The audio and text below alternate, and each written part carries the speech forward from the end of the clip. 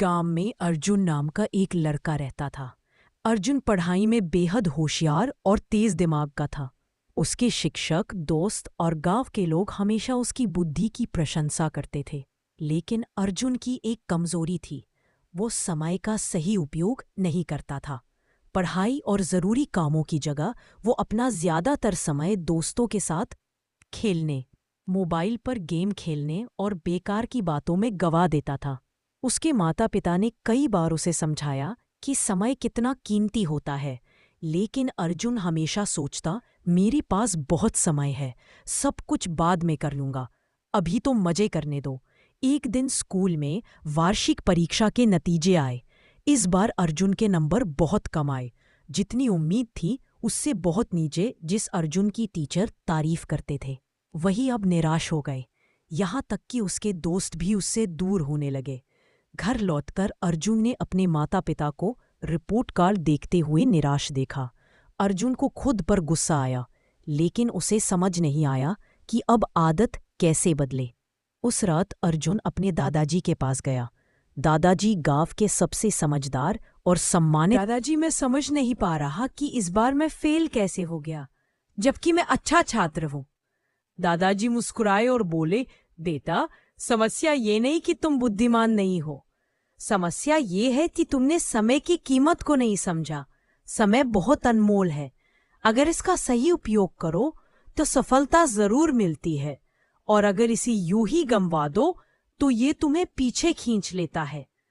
अर्जुन ने हैरानी से पूछा, लेकिन दादाजी, समय तो हमेशा होता है ना, मैं बाद में भी सब कर सकता हूँ। दादाजी गंभीर होकर बोले, नहीं बेटा, समय नदी के बहते पानी की तरह है, जो एक बार बह गया वह कभी वापस नहीं आता। चलो मैं तुम्हें एक कहानी सुनाता हूँ, जिससे तुम्हें ये बात और अच्छे से समझ में आएगी। दादाजी ने कहानी शुरू की। बहुत समय पहले विक्रम नाम का एक शक्तिशाली राजा था। उसके पास बहुत धन दौलत, भव्य महल और ढेरों नौकर थे, लेकिन उसे भी समय बर्बाद करने की आदत थी। वह देर से उठता, दरबार की जगह दोस्तों के साथ समय बिताता और हर काम कल पर टाल देता। एक दिन एक साधु उसके दरबार में आया और बोला, राजा जी, आपके पास सब कुछ है, लेकिन आप अपनी सबसे कीमती चीज समय को बर्बाद कर रहे हैं। अगर आपने इसे सही से नहीं अपनाया तो एक दिन आपको पछताना पड़ेगा। राजा हंसते हुए बोला, मेरे पास बहुत समय है, मैं जब चाहूं तब कर सकता हूं। साधु ने चेतावनी दी, समय को हल्के में मत लो, यह सबसे बड़े राजाओं को भी बर्बाद कर सकता है। लेकिन राजा ने बात नहीं मानी। सालों बीत गए, राजा बूढ़ा हो गया, उसका स्वास्थ्य बिगड़ गया, सेना हारने लगी और जनता का विश्वास भी खो गया। तब राजा को समझ आया कि उसने अपना समय बेकार की चीजों में गंवा दिया। वह उस साधु को ढूंढने निकला, लेकिन वह कहीं नहीं मिला। अब राजा को पश्चातावा हुआ, लेकिन तब तक बहुत देर हो चुकी थी। उसने समझा कि असली खजाना तो समय है। यह कहानी सुनकर अर्जुन सोच में पड़ गया। उसे पहली बार एहसास हुआ कि उसने अब तक कितना कीमती समय गंवा दिया है। उसने दादाजी से पूछा, क्या मैं अब भी अपना जीवन बदल सकता हूँ? दादाजी मुस्कुराए और बोले, बिल्कुल बेटा, समय का चक्र कभी रुकता नहीं। अगर आज से तुम समय का सही उपयोग शुरू करो तो तुम्हें सफल होने से कोई नहीं रोक सकता।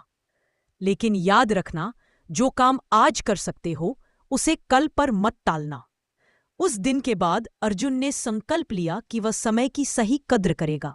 उसने एक दिनचर्या बनाई और हर काम के लिए समय तय किया।